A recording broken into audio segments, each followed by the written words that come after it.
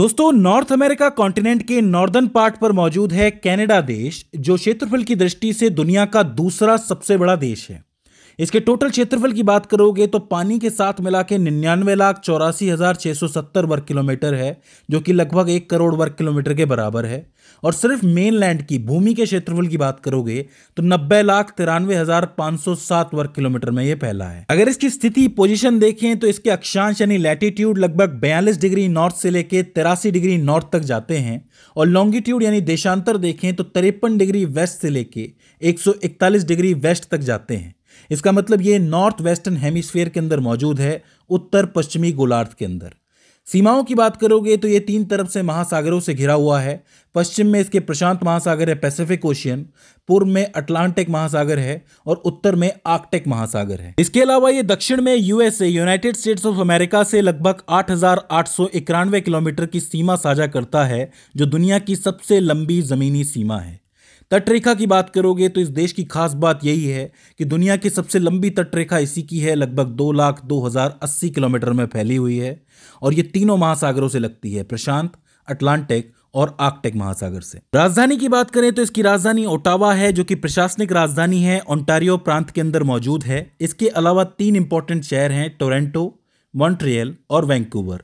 तीनों ही महानगरीय क्षेत्र हैं और आर्थिक और सांस्कृतिक गतिविधियों के लिए जरूरी माने जाते हैं। तो चारों शहरों के नाम आपको याद रखने हैं। ओटावा जो कि राजधानी हो जाती है, इसके अलावा टोरंटो, मॉन्ट्रियल और वैंकूवर। बात करें यहाँ के प्रांतों के बारे में तो पूरा कनाडा 13 हिस्सों के अंदर बटा हुआ है, जिसमें से 10 प्रांत हैं और 3 क्षेत्र हैं।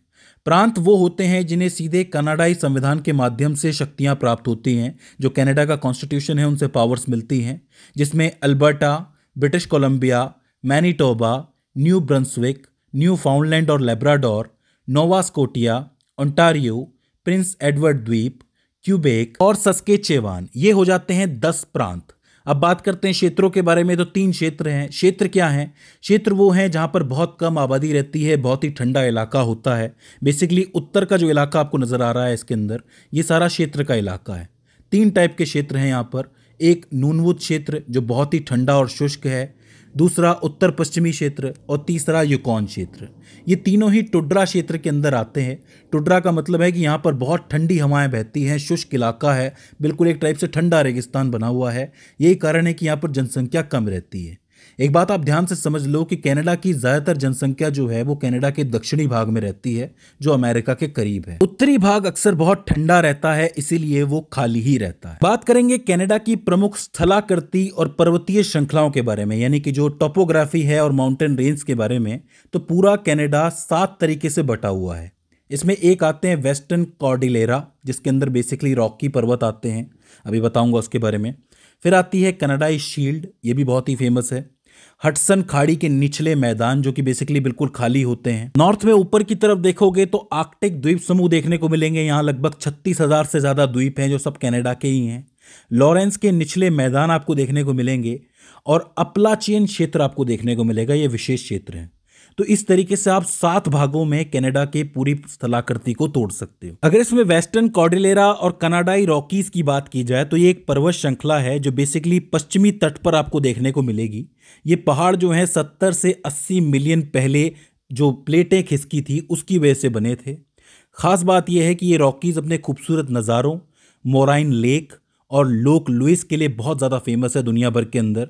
यही कारण है कि लोग यहाँ पर घूमने आते हैं, और यूनेस्को ने इसको विश्व धरोहर स्थल का दर्जा दिया हुआ है।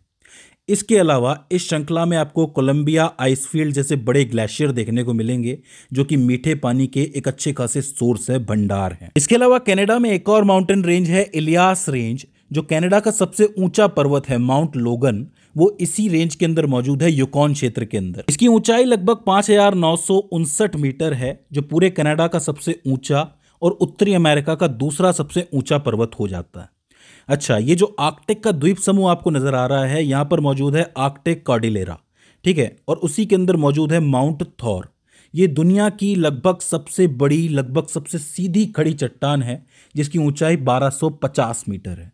तो इसको भी अलग से याद रखना है आपको। इसके बाद बात करते हैं कनाडाई शील्ड के बारे में, जो पूरे कनाडा और उत्तरी अमेरिका के लिए जरूरी है, क्योंकि ये सबसे बड़ा भूवैज्ञानिक केंद्र है।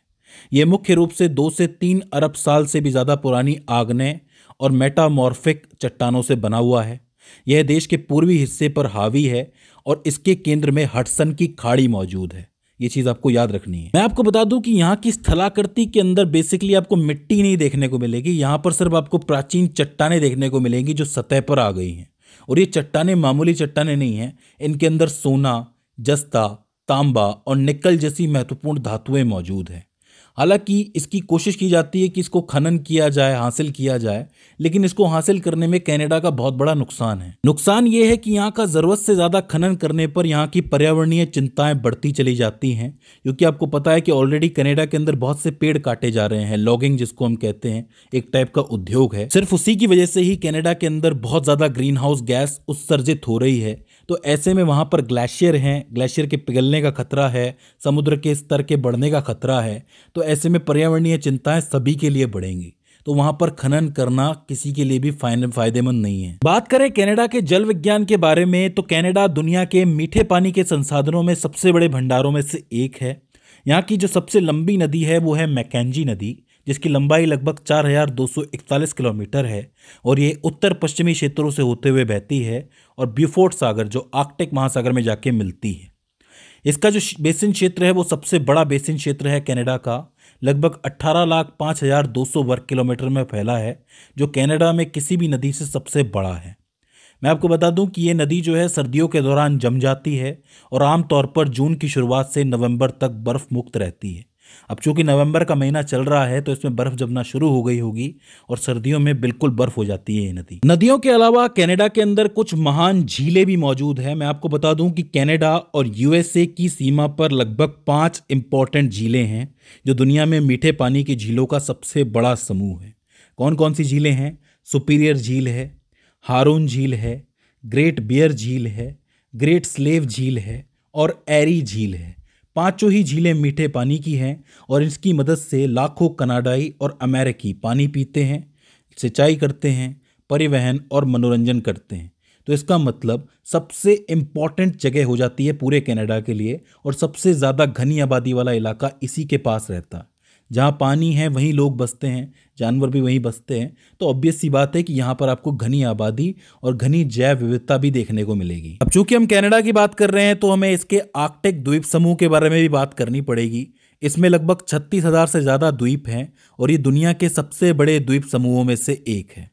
इसमें जो बैफिन द्वीप है, बैफिन आइलैंड है, वो इसका सबसे बड़ा द्वीप माना जाता है, जिसका आकार कई देशों से भी ज़्यादा बड़ा है। मैं आपको बता दूं, इस क्षेत्र की जलवायु जो है वो बहुत ज़्यादा ठंडी और शुष्क है, सूखी हुई, और यहाँ पर जीवन अत्यंत कठिन परिस्थितियों से पनपता है। रहते हैं कुछ लोग, लेकिन बड़ी मुश्किल से रहते हैं। मैं आपको बता दूं कि यहाँ पर रहने वाले लोगों को अलग से विशेषताएं दी जाती हैं, क्योंकि कहीं ना कहीं ये अलग क्षेत्र में आ गया, तो इसको जो केंद्र सरकार है वहाँ की, वो अलग से ज़्यादा भत्ता देती है ताकि वहाँ पर लोग बने रहें। अगर वो इलाका बिल्कुल ही खाली हो जाए तो उस पर कब्जे की आशंका बढ़ जाती है। आप इस बात को समझो, क्योंकि ये जो इलाका है इसमें कंट्रोल रखना बहुत मुश्किल है। अगर आप इसकी सुरक्षा करने जाओगे तो ज़्यादा खर्चा होगा, ज़्यादा लोग तैनात करने पड़ेंगे। ऐसे में वहाँ पर कुछ लोगों का बसा होना बहुत ज़रूरी माना जाता है। इस क्षेत्र की विशेषता ये है कि यहाँ पर ग्लेशियरों द्वारा बहुत बड़ी बड़ी घाटियाँ बनी हुई हैं, तो ये इलाका पूरा भूवैज्ञानिक हो जाता है। यहाँ पर रिसर्च की जाती है, एक्सपेरिमेंट किए जाते हैं, इंपॉर्टेंट हो जाता है। वन्य जीवों की बात करोगे तो आर्कटिक द्वीप समूह में आपको ध्रुवीय भालू देखने को मिलेंगे, पोलर बियर, वालरस, सील और बेलुगा जैसे जानवर देखने को मिलेंगे। एक चीज याद रखना कि ये पूरा द्वीप समूह जो है वो नूनावुत और उत्तर पश्चिमी क्षेत्रों के अंदर आता है और यहाँ पर इनुइट लोगों का पारंपरिक घर रहा है, जो हमेशा से वहां पर रहती आई है। तो इस चीज को आपको विशेषकर ध्यान में रखना है। आखिर में हम कनाडा के उद्योगों की बात कर लें तो यहाँ पर रियल एस्टेट, किराया और लिंचिंग ये सबसे बड़ा उद्योग है। लगभग जीडीपी का 13% हिस्सा कवर करता है। जितने भी आपको दक्षिणी हिस्से नजर आते हैं जहाँ पर ज़्यादा लोग रहते हैं, ज़्यादा जनसंख्या रहती है, वहाँ पर ये जो उद्योग है फैला हुआ है। विनिर्माण की बात करोगे, मैन्युफैक्चरिंग की, तो 10.37% का हिस्सा ये कवर करता है। ओंटारियो और क्यूबेक के अंदर औद्योगिक कोर बना हुआ है यहाँ का। खनन, उत्खनन, तेल और गैस निष्कर्षण यानी कि गैस और तेल निकालने का काम जो है वो 8.21% का हिस्सा कवर करता है। अल्बर्टा, सस्केचेवान और कनाडाई शील्ड, इन जगहों पर खनन होता है। निर्माण भी है, निर्माण उद्योग, कंस्ट्रक्शन वगैरह 7.08% कवर करता है। ये बेसिकली आपको रियल एस्टेट से जुड़ा हुआ ही नजर आएगा। वित्त और बीमा, फाइनेंस और इंश्योरेंस यहाँ का लगभग 7% कवर करता है। टोरंटो, मॉन्ट्रियल और वैंकूवर में आपको इसका काम ज़्यादा देखने को मिलेगा। तो दोस्तों, ये हो जाता है कनाडा का बेसिक भूगोल। आई होप आपको समझ में आया हो और पूरी स्थिति आपके दिमाग में बैठ गई हो। मुझे उम्मीद है कि इस वीडियो से आपने कुछ ना कुछ नया ज़रूर सीखा होगा।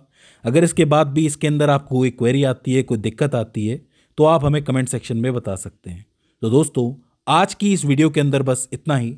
सी you in the next one.